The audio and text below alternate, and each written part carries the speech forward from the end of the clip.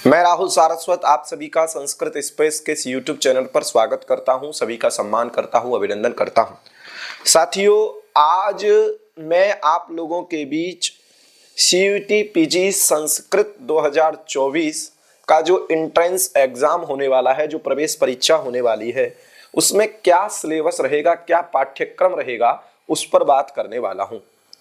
इससे पहले आपको बता दूं कि जिन लोगों ने फॉर्म नहीं डाला है, जो लोग संस्कृत सीयूटी पीजी संस्कृत 2024 का एंट्रेंस देना चाहते हैं, जो भारत के प्रतिष्ठित विश्वविद्यालय हैं उनमें प्रवेश पाना चाहते हैं, उन लोगों के लिए एनटीए के द्वारा जो फॉर्म निकाले गए थे, उनकी डेट पहले जो आई थी वो आई थी 26 दिसंबर से 24 जनवरी तक। लेकिन अभी एनटीए के द्वारा ये डेट बढ़ा दी गई है, तो आपकी जो लास्ट डेट है, वो लास्ट डेट जो है वो क्या हो गई है, 31 जनवरी 2024 11:50 तक। ठीक है, तो जिन लोगों ने फॉर्म नहीं डाला है या जो लोग फॉर्म नहीं डाल पाए थे और उन तक अभी ये इंफॉर्मेशन नहीं पहुंची है, तो आप लोग अभी फॉर्म डाल सकते हैं। 31 जनवरी आपके लिए लास्ट डेट है। दूसरी बात, सीयूटी पीजी 2024 जिन लोगों ने बिल्कुल नहीं पढ़ा है या जो पाठ्यक्रम से अवगत नहीं है, उनको आज मैं पाठ्यक्रम के विषय में बताऊंगा। उससे पहले अभिषेक सर के द्वारा सीयूटी पीजी संस्कृत 2024 की जो कोर्स डिटेल है, ठीक है, जो कोर्स की बात की गई थी, इससे पहले वीडियो उस पर आ चुकी है कि किस प्रकार से कोर्स रहेगा। संस्कृत स्पेस टीम के द्वारा जो आपको कोर्स पढ़ाया जाएगा सीयूटी संस्कृत 2024 के निमित्त, वो किस प्रकार से रहेगा, क्या उसका फी पे लेवल रहेगा, बिल्कुल नाम मात्र की फीस से क्या होता है, क्योंकि हमारी टीम भी यह मेहनत करती है। हम लोगों की टीम के द्वारा भी जो इंस्ट्रूमेंट हैं उन पर आपको पढ़ाया जाता है, तो नाम मात्र की फीस से ये कोर्स सीयूटी पीजी का जो कोर्स है वो संस्कृत स्पेस टीम के द्वारा लाया गया है। जिन लोगों को उसके विषय में जानना है, जिन्होंने वीडियो देखी है, काफी लोग रजिस्ट्रेशन कर चुके हैं, जिन्होंने नहीं किया है वो रजिस्ट्रेशन कर लें, ठीक है, जिससे आपको ग्रुप में जोड़ दिया जाए। और सीयूटी पीजी की जो क्लास होने वाली है वो आपकी क्लास प्रारंभ होगी 1 फरवरी से, आपको क्लास प्रारंभ हो जाएंगी, 1 फरवरी से क्लास प्रारंभ हो जाएंगी। दूसरी बात, एक प्रश्न आता है कि हमारे पास कितना टाइम है। देखिए, 31 जनवरी लास्ट डेट है फॉर्म डालने की, उसके बाद आपकी तैयारी शुरू होगी। उसके बाद तैयारी के लिए आपको बचेगा फरवरी और मार्च, 2 महीने हैं, क्योंकि मार्च के लास्ट वीक से या अप्रैल के फर्स्ट वीक में आपके पेपर होने की अभी तक एनटीए के हिसाब से चले तो संभावना है। ठीक है, तो आपके पास फरवरी मार्च में है, जिससे हम लोगों की टीम ने निर्धारित किया है कि 15 मार्च तक आपका पाठ्यक्रम पूरा करा दिया जाए। ठीक है, अलग अलग टीचर्स के माध्यम से आपको पूरा सिलेबस पढ़ाया जाएगा। ठीक है, जिसमें गुणवत्ता हासिल है उसी के द्वारा वो सब्जेक्ट आपको पढ़ाया जाएगा। और इसकी पीपीटी और पीडीएफ दोनों आपको ग्रुप में, जिन लोगों ने रजिस्ट्रेशन किया है, जिन लोगों ने पंजीयन किया है इस कोर्स के लिए, CUET PG 2024 Sanskrit entrance exam परीक्षा के लिए जिन लोगों ने भी रजिस्ट्रेशन किया है, उन तक वो पीपीटी पीडीएफ पहुंच जाएगी, जो भी यहाँ पर पढ़ाया जाएगा। दूसरी बात, क्या ये तैयार हो पाएगा, मतलब क्या ये पूरा पाठ्यक्रम हो पाएगा? तो पाठ्यक्रम ज्यादा नहीं है, आप लोग पढ़ करके आए हैं, जो लोग नहीं पढ़े हैं उनके लिए संस्कृत स्पेस टीम पूरी मेहनत करेगी और ये 15 मार्च से पहले आपका पाठ्यक्रम पूरा कराएगी। उसके बाद जो 1500 प्लस हम लोग क्या कराएंगे, क्वेश्चन प्रैक्टिस कराएंगे, प्रश्नाभ्यास कराएंगे, जिससे आपकी जो तैयारी है उसमें धार आएगी। ठीक है, तो आज जो मैं बात करने वाला हूं, बाकी जिन लोगों ने वो वीडियो नहीं देखी, एक बार वीडियो जाकर के देख लें, और जो टेलीग्राम चैनल है संस्कृत स्पेस का, वहां पर भी वो पीडीएफ आपको मिल जाएगी। तो आज हम जो बात करने वाले हैं वो बात करने वाले हैं सिलेबस पर, वो बात करने वाले हैं पाठ्यक्रम पर। ठीक है, तो मेरा नाम राहुल सारस्वत है, आप मेरे को जानते हैं, जेएनयू से मैं पीएचडी कर रहा हूं। ठीक है, चलते हैं। तो देखिए, सिलेबस की दृष्टि से देखा जाए तो हमारा जो सीयूटी पीजी एमए का जो सिलेबस है वो 4 यूनिट में डिवाइडेड है, 4 यूनिट में विभाजित है। 4 यूनिट है, एक पहली यूनिट, दूसरी यूनिट, तीसरी यूनिट, 4 यूनिट। तो चारों यूनिटों के सिलेबस, चारों यूनिट्स के जो पाठ्यक्रम है, जो सिलेबस है, अभी हम उस पर बात करने वाले हैं, यूनिट बाई यूनिट बात करने वाले हैं। पहली यूनिट क्या कहती है? पहली यूनिट का जो शीर्षक है वो है संस्कृत साहित्य इतिहास। संस्कृत साहित्य का इतिहास। संस्कृत साहित्य के इतिहास में कुछ सब टाइटल हैं जिनके विषय में आपको जानना है। तो पहला है वैदिक संहिता। देखो 10 टॉपिक हैं इसमें जो आपको जानने हो, नॉर्मल टॉपिक है। पहला है वैदिक संहिता। आप इन पूरे 5 टॉपिकों को एक टॉपिक में हटा सकते हो, वो है वैदिक साहित्य। वैदिक साहित्य की आपको सामान्य जानकारी होनी चाहिए। वैदिक साहित्य की आपको क्या होना चाहिए? सामान्य जानकारी वैदिक साहित्य की होनी चाहिए। चाहे इसमें आ जाए आपका ब्राह्मण ग्रंथ, चाहे आ जाए आपका ब्राह्मण साहित्य आ जाए, ठीक है, चाहे आपका इसमें आरण्यक साहित्य आ जाए, क्लियर हो गया, चाहे आपका इसमें उपनिषद साहित्य आ जाए, चाहे आपका इसमें कल्प साहित्य आ जाए, ठीक है, जो कल्प होता है जो वेदांग है, चाहे कल्प साहित्य आ जाए, और लास्ट का आपका जो चारों वेदों को जानने के लिए जिसकी रचना हुई वेदांग आ जाए, ठीक है, शिक्षा, कल्प, व्याकरण, निरुक्त, छंद, ज्योतिष। तो इस प्रकार से आपको पता होना चाहिए। वैदिक संहिता में क्या पढ़ने योग्य है? जब वैदिक साहित्य आपको पढ़ाया जाएगा, जब क्लासेस स्टार्ट होंगी, उसमें सभी पॉइंटों पे बात की जाएगी, चाहे वो विभाजन क्रम हो, चाहे विषय वस्तु हो, चाहे उनके ऋषि हो, चाहे उनके आचार्य हो, चाहे उनके देवता हो, इन सभी पर बात की जाएगी। कुछ ब्राह्मण ग्रंथ हैं जिनके विषय में हमें डेप्थ में जाके जानना है, जिनको हमें डीप में जाकर के पढ़ना है कि उनकी विषय वस्तु क्या है। नॉर्मली भी है, बाकी हमको जानना है कि किस वेद से रिलेटेड, किस वेद से संबंधित ब्राह्मण ग्रंथ है। आरण्य ग्रंथों के विषय में भी यही जानना है। तो इस प्रकार से ये वैदिक साहित्य वाला पार्ट आपको सामान्य जानकारी इसके विषय में रखनी है। दूसरा टॉपिक है हमारा दर्शनानी।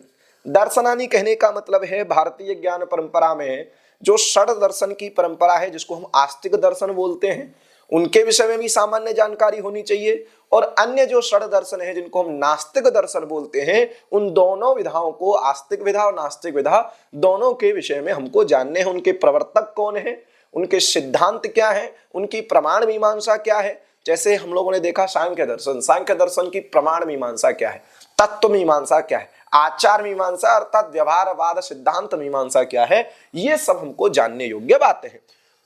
अगला देखते हैं तो रामायण आती है। तो रामायण भी हमको पढ़ना है। रामायण के विषय में सामान्य जानकारी होनी चाहिए। रामायण में कितने श्लोक हैं, किसने रचा है, रस कौन है, रीति कौन सी है, किस प्रकार से कथा वस्तु है, किस प्रकार से विषय विभाजन किया गया है, सर्गों की संख्या कांडानुसार कितनी है, ये सब हमको रामायण के विषय में, आख्यान हो गए, उपाख्यान हो गए, घटनाक्रम हो गए, ये हमको रामायण के विषय में जानना है। उसी प्रकार महाभारत के विषय में भी हमको जानना है। रामायण जिस प्रकार से कांडों में विभाजित है और कांड उसी प्रकार से सर्गों में विभाजित है, उसी प्रकार से महाभारत में पर्व और उपपर्व हैं। कहीं कहीं आपको पर्व उपपर्व है, उनमें अध्याय हैं, ये सब हमको थोड़ा नॉर्मल तरीके से जानना है। और इसमें भी आख्यान है, उपाख्यान है, ये सब हमको जानना है। महाभारत के विषय में क्या कहा जाता है ये भी हमको जानना है। जय क्या है, भारत क्या है, महाभारत क्या है, ये सब हमको महाभारत के विषय में जानना है। पुराण की बात आती है तो आपके जो अष्टादश पुराण है, उपपुराण है, पुराण उपपुराण दोनों को हमको जानना है। पुराणों के विषय में भी जानना है, उपपुराण के विषय में भी जानना है, और सामान्य जानना है, ज्यादा डेप्थ में यहाँ पर नहीं जानना है। अगला जो महत्वपूर्ण टॉपिक है यहाँ का, इस पूरे इसमें देखिए 4 चीज आपको मिलेंगी। एक मिलेगा वैदिक साहित्य, दूसरा मिलेगा दर्शन, तीसरा मिलेगा रामायण महाभारत पुराण, और चौथा आ गया आपका साहित्य आ गया कवयः तेषां कृतयश्च। इस टॉपिक से ही आपको बिल्कुल क्लियर कर दिया गया कि कवियों को जानना है, उनकी कृतियों को जानना है। तो कवि भी ऐसे नहीं है कि संस्कृत साहित्य इतिहास में बहुत कवि हुए हैं, लेकिन उसने क्या किया है, एनटीए ने आपके सिलेबस को मॉडिफाई करते समय बता दिया है आपको कि कौन कौन से कवि आपको पढ़ने हैं। तो भास हो गए, अश्वघोष हो गए, कालिदास हो गए, भारवी हो गए, भट्टी, शूद्रक, भवभूति, सुबंधु, माघ, बाणभट्ट, दंडी, श्रीहर्ष और कलहट। सबसे ज्यादा इसमें जानने योग्य जो बात है वो है कालक्रम। तो पहले तो आपको कालक्रम के अनुसार इन कवियों को सेट करना है, इनका क्रम बनाना है कि पहले कौन कवि थे, उसके बाद किसका कालक्रम है। क्योंकि हो सकता है कि कवि का नाम परीक्षा में न पूछा जाए और आपसे पूछ लिया जाए इनकी कृतियों को क्रमानुसार लगाइए, तब कृतियों को क्रमानुसार आप तभी लगा पाएंगे जब तक उसके रचयिता की, उसके प्रणेता का आपको कालक्रम नहीं पता है। ठीक है, तो कालक्रम इनका पता होना चाहिए, जन्म स्थान इनको पता होना चाहिए, इनकी जो उपाधियां हैं वो आपको पता होनी चाहिए, इनके विषय में जो सिद्धांत हैं, जो उक्तियां कही गई हैं वो आपको पता होनी चाहिए। दूसरी बात, इनकी कृतियां तो है ही हैं और उन कृतियों के विषय में भी सामान्य जानकारी आपको होनी चाहिए। ये यहां से पूछा जाता है। कई बार देखो क्या होता है कि कुछ प्रश्न ऐसे होते हैं परीक्षा में, आपके मान के चलिए कोई बड़ा एग्जाम है तो 10 से 20 प्रश्न ऐसे होंगे जो आपको बिल्कुल नहीं आ रहे होंगे। कुछ प्रश्न ऐसे होते हैं कि 5 प्रश्न हर परीक्षा में ऐसे होते हैं जो किसी को नहीं आ रहे होते हैं। ठीक है, तो इस प्रकार से लोड आपको नहीं लेना है। अभी इनके विषय में क्या करनी है, आपको सामान्य जानकारी करनी है। बाकी जो भी है, जैसे हम लोग ज्यादा नाम सुनते हैं, भास का सुनते हैं, कालिदास का सुनते हैं, भारवी का सुनते हैं, उसके बाद श्रीहर्ष का सुनते हैं, बाणभट्ट का सुनते हैं, माघ का सुनते हैं, भवभूति का सुनते हैं, तो इनके विषय में थोड़ा हम लोग डेप्थ में जानने का प्रयास करेंगे। तो ये थी पहली यूनिट जो हमको पढ़ना है। वैदिक संहिता, ब्राह्मण संहिता, ब्राह्मण ग्रंथ, आरण्यक ग्रंथ, उपनिषद, वेदांग, 6 वेदांग जो हैं, दर्शन, रामायण, महाभारत, पुराण और कवयः तेषां कृतयश्च, कवि और उनकी कृतियां। अगली जो यूनिट है हमारी वो है संस्कृत व्याकरणम। संस्कृत व्याकरणम अर्थात संस्कृत से रिलेटेड जो व्याकरण है, संस्कृत जो व्याकरण है, पाणिनीय व्याकरण, उसके विषय में हमको यहाँ जानना है। शब्द रूपाणी, धातु रूपाणी। देखिए ये विभक्ति परिवेश है, 2 विभक्ति होती हैं, सुप विभक्ति है और एक तिंग विभक्ति है। दोनों के 2 प्रकार से विभाजन होते हैं। एक होता है यहाँ पर परस्मयी पद, आप लोग देखते हो इस प्रत्ययों का विभाजन कैसे होता है, परस्मयी पद में, और एक यहाँ पर कैसे होता है, आत्मनेपद में। उसी प्रकार से सुप प्रत्यय हैं वो 2 प्रकार के शब्दों से आते हैं, एक अजंत शब्दों से आते हैं और एक हलंत शब्दों से आते हैं। ठीक है, ये सब यहां धातु है, यहां धातु है और यहां क्या है, प्रातिपदिक है। ठीक है, ये सब जब आपको पढ़ाया जाएगा तो विस्तार से अच्छे से आपको बताया जाएगा। धातु से परस्मय पद, आत्मनेपद विभक्तियां होती है, प्रत्यय होते हैं, संज्ञक प्रत्यय होते हैं। उसी प्रकार अजंत हलंत शब्दों से, प्रातिपदिक शब्दों से क्या होते हैं, सुप प्रत्यय होते हैं। इन पर भी हम लोग 3 भाग कर देते हैं, पुल्लिंग, स्त्रीलिंग और नपुंसकलिंग। 3 प्रकार के शब्दों से, अजंत हलंत शब्दों से क्या होते हैं, सुप प्रत्यय होते हैं। तो ये आपको जानने हैं, शब्द रूप और धातु रूप। ये लघु सिद्धांत कौमुदी के आधार पर ही जानने हैं। और शब्द रूप और धातु रूप का बड़ा चैप्टर है, लेकिन जहां से परीक्षा में प्रश्न पूछे जाते हैं अभी तक पेपरों का एनालाइज करके, और दूसरी बात कहां से प्रश्न आ सकता है, इन सभी पर चर्चा करके आपको शब्द रूप और धातु रूप पूरे पढ़ाए जाएंगे। ठीक है, संधि है, 5 संधि है जो हम अच्छे से जानेंगे, अच्छे से पढ़ेंगे। समास है, लघु सिद्धांत कौमुदी के अनुसार हम जानेंगे, चाहे केवल समास हो, अव्ययी भाव समास हो, तत्पुरुष समास हो, बहुव्रीहि समास हो, द्वंद्व समास हो, ये सब हम यहाँ पर जानने का प्रयास करेंगे। कारक आपका जो है, देखिए कारकाणी कहने का मतलब ये नहीं है कि आप लघु सिद्धांत कौमुदी का विभक्ति अर्थ पढ़ लें, ऐसा बिल्कुल नहीं है। आपको सिद्धांत कौमुदी का जो कारक प्रकरण है, जो 7 व्यक्तियों की चर्चा है, वो आपको पूरा तैयार होना चाहिए। तो ये भी हम लोग पढ़ेंगे। स्त्री प्रत्यय है, ठीक है, गीस, गीप, गीन, टाप, चाप, डाप और उंग और ती, ये आपको लघु सिद्धांत कौमुदी के अनुसार तैयार होने चाहिए, 8 प्रत्यय। ठीक है, उसके बाद कृदंत है, इसको भी आप लघु सिद्धांत कौमुदी के हिसाब से आपको तैयार करना है। ठीक है, कृदंत कृत्य प्रक्रिया है, फिर पूर्व कृदंत है, उत्तर कृदंत है, ये आपको पता होना चाहिए। तद्धित है, तद्धित प्रत्यय आपको पता होना चाहिए लघु सिद्धांत कौमुदी के अनुसार। तो व्याकरण वाली यूनिट से जो दूसरी यूनिट है, इससे आपको ये पढ़ना चाहिए, ये पढ़ना पड़ेगा।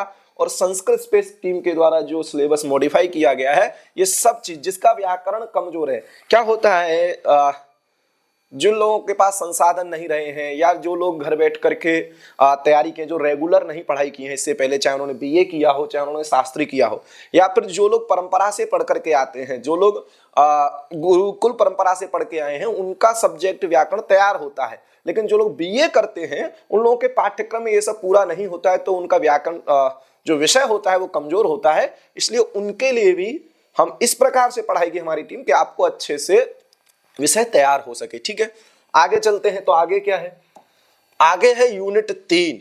यूनिट 3 में हमको क्या जानना है, तो ये भी संस्कृत काव्य शास्त्रम छंद शास्त्रश्च। संस्कृत जो काव्य शास्त्र है, संस्कृत जो काव्य शास्त्र है, जो संस्कृत साहित्य है, उसकी जो काव्य शास्त्र की जो 6 परंपराएं हैं, और जो छंद शास्त्र है, उससे यहाँ पर प्रश्न पूछे जाएंगे उस यूनिट के विषय में, उस बारे में इस यूनिट में बताया गया है। तो देखिए लिखा है आलंकारिकाः आचार्याः। आलंकारिक एक शब्द काव्य शास्त्री जो आचार्य होते हैं उनके लिए कहा जाता है। तो आलंकारिकाः आचार्याः में कौन कौन से हैं, तो ये आचार्य गिना दिए गए हैं। जैसे भरत की है रस संप्रदाय, तो वहां पर लिखा है ना संस्कृत काव्य शास्त्रम, क्या लिखा है, संस्कृत काव्य शास्त्रम। तो भरत की कौन सी संप्रदाय है, तो रस संप्रदाय है, इसके विषय में हमें जानना है, भरत मुनि के विषय में हमें जानना है। भामा की कौन सी संप्रदाय है, तो अलंकार संप्रदाय, ठीक है, उसके विषय में हमको जानना है। दंडी अलंकार संप्रदाय में आ जाते हैं। वामन है तो वामन की कौन सी है, रीतिरात्मा तो काव्यस्य, ये हमको जानना है। आनंदवर्धन की कौन सी संप्रदाय है, तो सभी लोग जानते हैं ध्वनि संप्रदाय है। कुंतक की कौन सी संप्रदाय है, तो वक्रोक्ति संप्रदाय है, ठीक है। उसके बाद 6 में मम्मट आ जाएंगे आपके आनंदवर्धन वाली में, ध्वनि संप्रदाय में। क्षेमेंद्र की है औचित्य संप्रदाय 11वीं शताब्दी की, ये भी आपको जानना है। और विश्वनाथ आ जाएंगे रस संप्रदाय में, क्योंकि वाक्यम रसात्मकम काव्यम ये मानते हैं, ठीक है। तो इनको पढ़ना है और इनकी कृतियों के विषय में पढ़ना है, इनके सिद्धांतों के विषय में पढ़ना है, और इनके विषय में भी आपको कालक्रम इत्यादि सब विषय में पढ़ना है। दूसरा है प्रसिद्ध अलंकार, चाहे वो शब्दालंकार हो अर्थालंकार हो, ये दोनों जो प्रसिद्ध अलंकार हैं जो आपके नेट जेआरएफ के सिलेबस में भी लगे हैं, उन पर हम लोग बात करेंगे। प्रसिद्ध छंद भी हम लोग देखेंगे। सभी छंद ये प्रसिद्ध लगा देने से इतना पता चल रहा है कि सभी अलंकार नहीं पढ़ने हैं, सभी छंद नहीं पढ़ने हैं, क्योंकि ऐसा तो नहीं है कि एनटीए के मम्मट चाचा लगते थे तो मम्मट के मत में जो 69 अलंकार हैं, 69 जो अलंकार हैं उन सभी को पढ़ना है, ऐसा भी नहीं है। या वामन इत्यादि के जो है उद्भट के 62 इनको सबको पढ़ना है, ऐसा नहीं है। तो जो सभी के मत में जो प्रसिद्ध अलंकार हैं उनको हमें काव्य प्रकाश साहित्य दर्पण के अनुसार पढ़ना है। उसके बाद आता है नाट्य तत्व। अब नाट्य तत्व एक ऐसा टॉपिक है, आप लोग सोच रहे हैं नाट्य तत्व में हमको क्या पढ़ना है, तो नाट्य शब्द से सुनने से ही आपको एक ग्रंथ ध्यान में आता है, नाट्य शास्त्र। तो क्या आपको नाट्य शास्त्र पढ़ना है, तो बिल्कुल नहीं पढ़ना है। लेकिन हाँ, नाट्य शास्त्र के विषय में सामान्य जानकारी आपको भरत को जब पढ़ेंगे तो रखनी पड़ेगी। जैसे कि नाट्य शास्त्र को षड्सहस्री संहिता कहा जाता है, 6000 श्लोक होने के कारण। थोड़ी अध्यायों के विभाजन को लेकर विसंगतियां हैं, कोई 36 अध्याय कहता है, कोई 37 अध्याय कहता है, लेकिन परीक्षा में पूछे जाने पर आप लोग 36 अध्याय लगाएंगे कि नाट्य शास्त्र में 36 अध्याय हैं। थोड़ा देख लेंगे कि नाट्य की उत्पत्ति के विषय में कहाँ कहा गया है, रस की उत्पत्ति के विषय में कहाँ कहा गया है, किस अध्याय में कहा गया है, मेरा तात्पर्य ये है, ठीक है।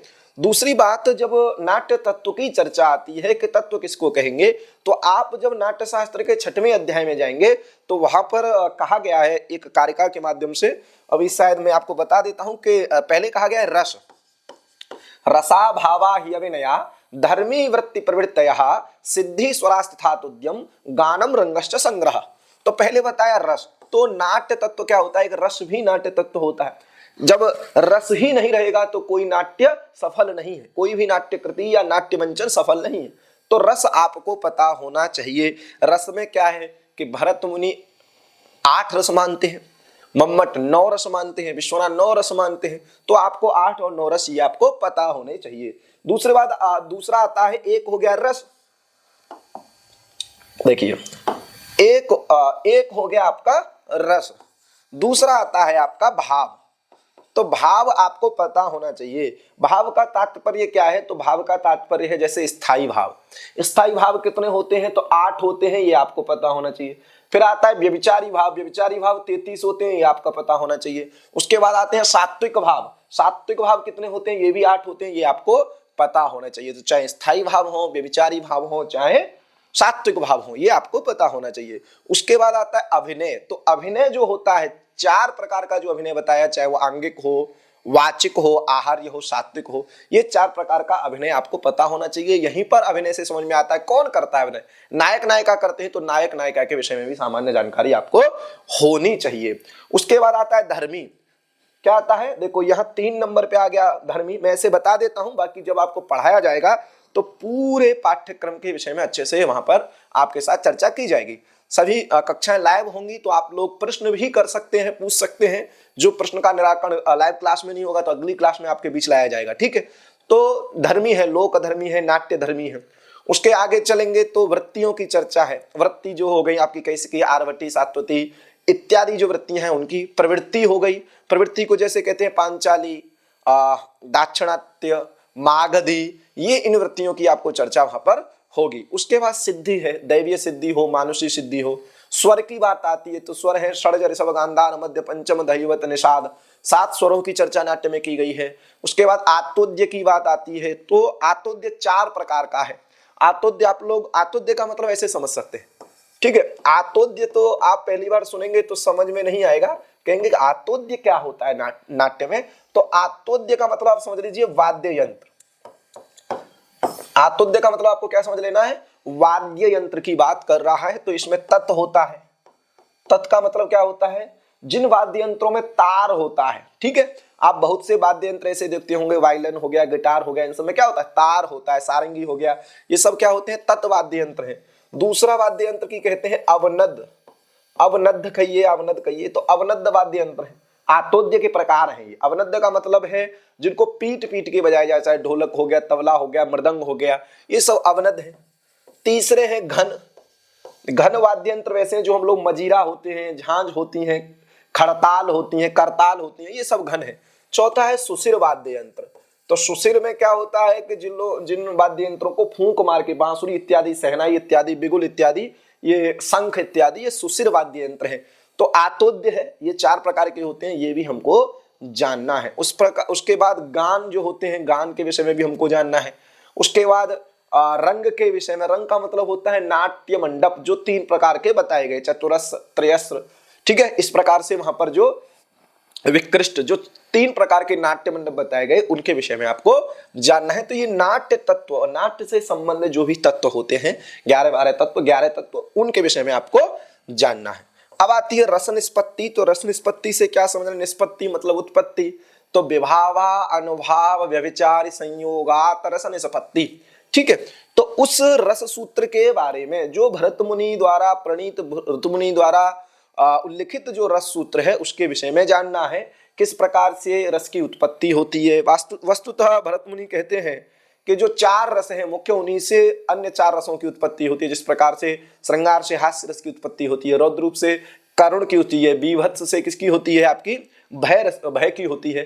तो इस प्रकार से 4 रसों से ही उत्पत्ति होती है।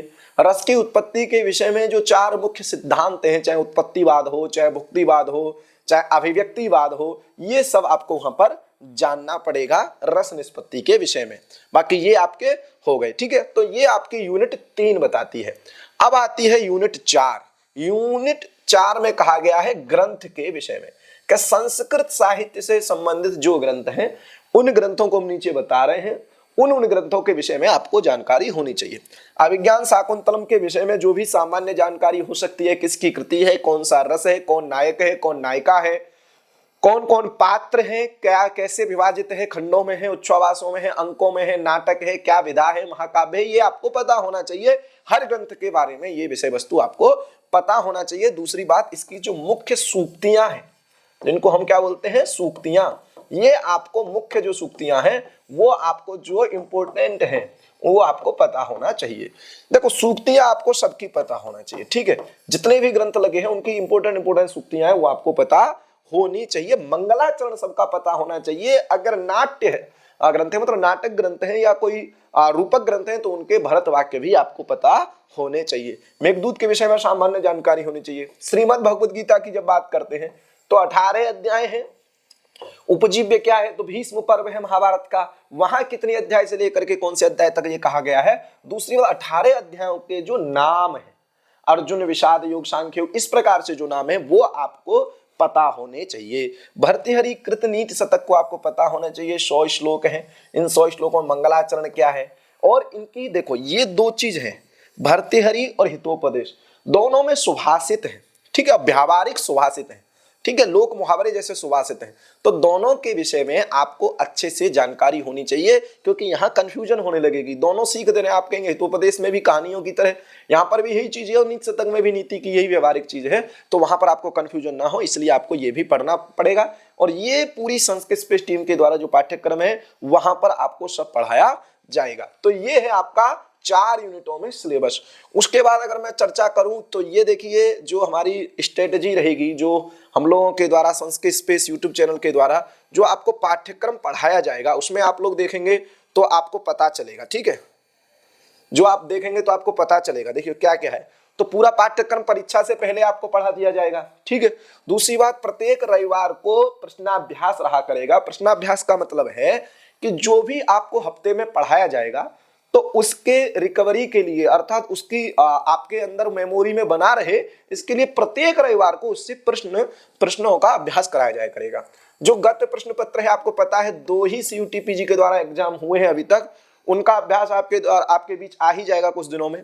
PPT PDF जो भी पढ़ाया जाएगा, तो आपको ऐसा नहीं है कि क्या होता है, कभी कभी व्यक्ति नोट्स तो बनाने लगता है लेकिन उसको क्या करता है, बार बार क्लास देखनी पड़ती है, इतना समय आपके पास नहीं होता है।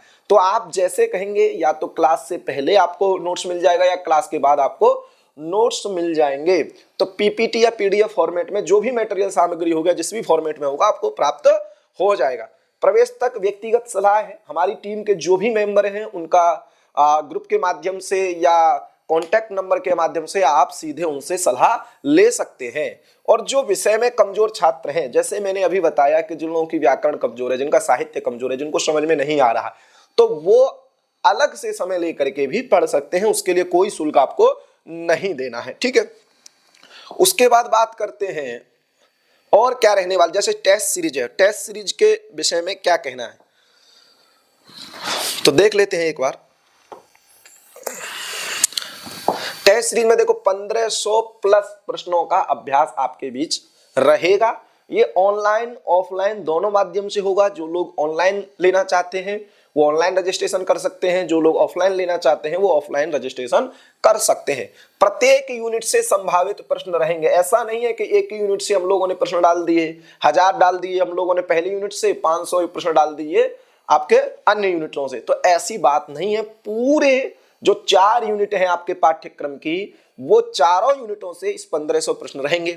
सभी प्रश्नों का फिर बाद में क्या होगा कि पहले आपको क्या करना पड़ेगा, आपका रिजल्ट घोषित किया जाएगा, उसके बाद इनको यहां पर आपके बीच लाइव आके लगवाया भी जाएगा। ठीक है। परीक्षा से पहले सभी 1500 प्रश्नों का क्या हो जाएगा, आपको अभ्यास हो जाएगा। और व्यक्तिगत दूरभाष के माध्यम से भी आप अध्यापक से किसी प्रश्न पर आपको कोई डाउट है तो आप सलाह ले सकते हैं। समझ में आया? तो ये सब चीज वहां पर रहने वाली है। ठीक है।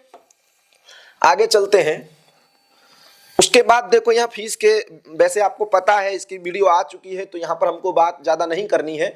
आपको पता है कि जो लोग 1 फरवरी से हम लोगों का कोर्स शुरू हो रहा है, जो लोग 1 फरवरी से हम लोगों के कोर्स को लेते हैं या पंजीयन करते हैं, उनको 1999 रुपये मात्र रजिस्ट्रेशन करना है। दूसरी बात, इसमें 1999 में दोनों चीज है।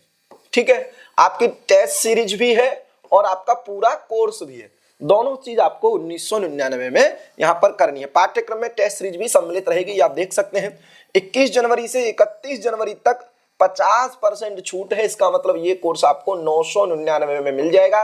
अभी आपके पास 5 दिन शेष हैं। जिन लोगों ने पंजीयन नहीं किया है वह पंजीयन कर सकते हैं। ठीक है। तो 999 रुपए इसकी मात्र फीस है। सीट्स की चिंता मत करिए, BHU में भी काफी सीट्स है, यहाँ पर भी 60 लगभग सीट्स होती है, JNU में भी, DU में भी काफी सीट्स है, कॉलेजेस हैं।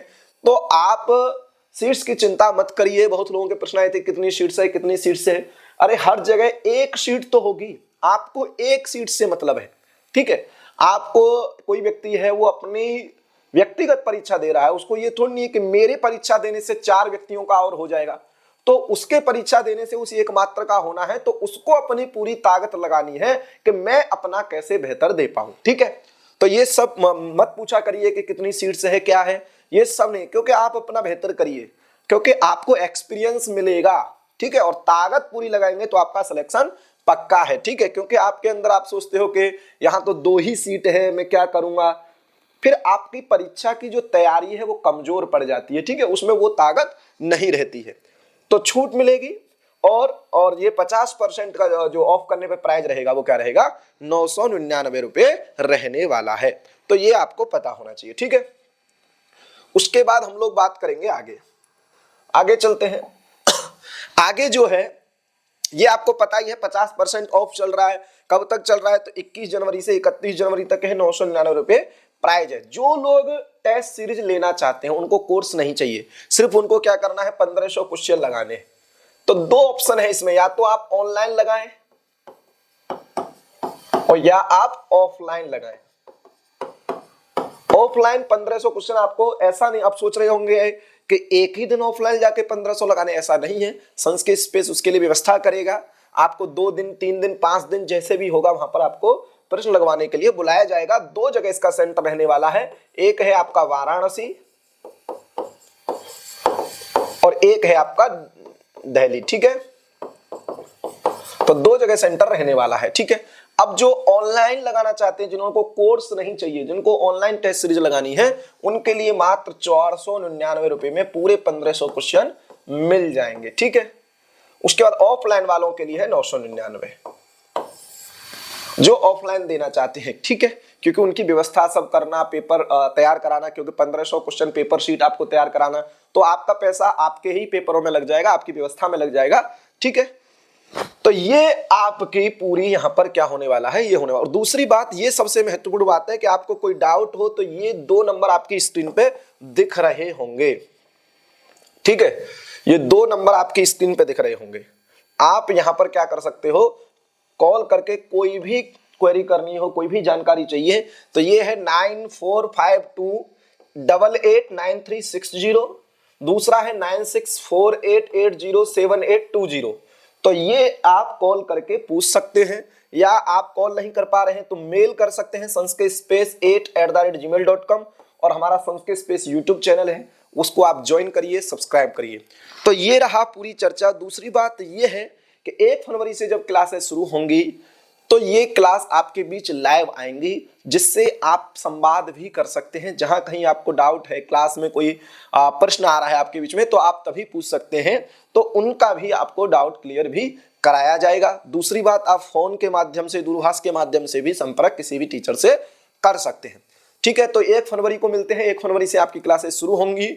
उसके बाद जो भी लोग अभी जुड़े नहीं हैं, जिन लोगों ने पंजीयन नहीं किया है, वो पंजीयन कर लें। और आपके मित्र जो भी हों, जो भी CUET Sanskrit PG 2024 entrance exam देना चाहते हैं, उन लोगों तक ये वीडियो पहुंचाइए, शेयर करिए, ठीक है। तो मैं विदा चाहता हूं, बाकी जो भी हो आप कमेंट करिए, फोन करिएगा। धन्यवाद। युवा स्यात् साधु युवा।